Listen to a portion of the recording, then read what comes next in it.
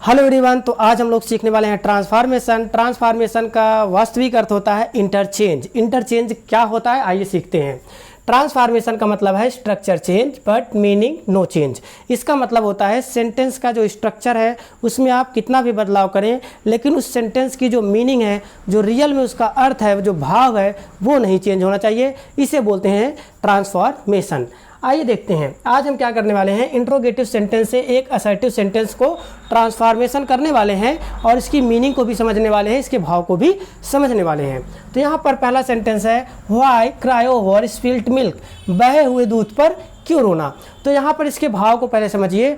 वहाँ पर आपसे ये प्रश्न नहीं कर रहा है कि बहे हुए दूध पर क्यों रोना, ठीक है। वहाँ पर हमको मीनिंग को समझना है कि अगर दूध बह ही गया है तो रोना क्यों।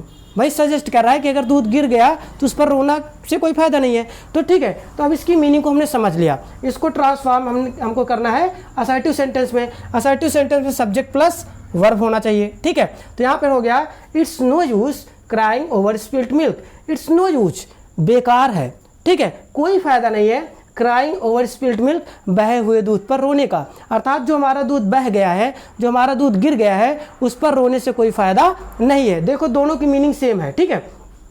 अर्थात बहे हुए दूध पर क्यों रोना, भाई क्या करोगे रो करके। वैसे इसकी मीनिंग भी है कि बहे हुए दूध पर, जो गिर गया है दूध, वो उस पर रोना क्या है, बेकार है। दोनों एक ही अर्थ है। सेंटेंस के स्ट्रक्चर में चेंजिंग आई बट इसकी मीनिंग में कोई चेंजिंग नहीं आ रहा है, ठीक है। इसमें जो मीनिंग है इसमें कोई परिवर्तन नहीं आया है। इसका एक और सेंटेंस है it's useless to cry over spilt milk, ठीक है। क्या है, इट्स यूजलेस बेकार है, to cry over spilt milk, ना गिरे हुए दूध पर रोना क्या है, बेकार है, कोई फायदा नहीं है, ठीक है। इस तरीके से आप देख रहे होंगे इंट्रोगेटिव सेंटेंस स्ट्रक्चर अलग, भाव जो है वही असर्टिव सेंटेंस में भी भाव है, स्ट्रक्चर अलग है, ठीक है।